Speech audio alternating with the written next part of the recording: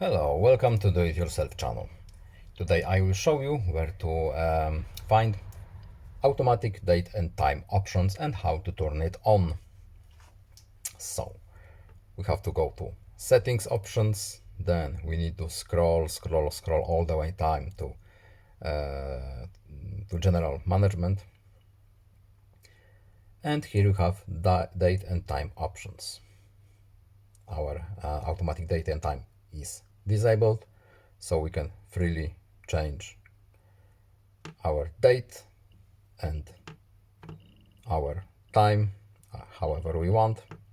But if you want the current one that will be updated using our time provided by our network or the internet, we simply need to tap it once here, and as you can see, our time has changed to our current one.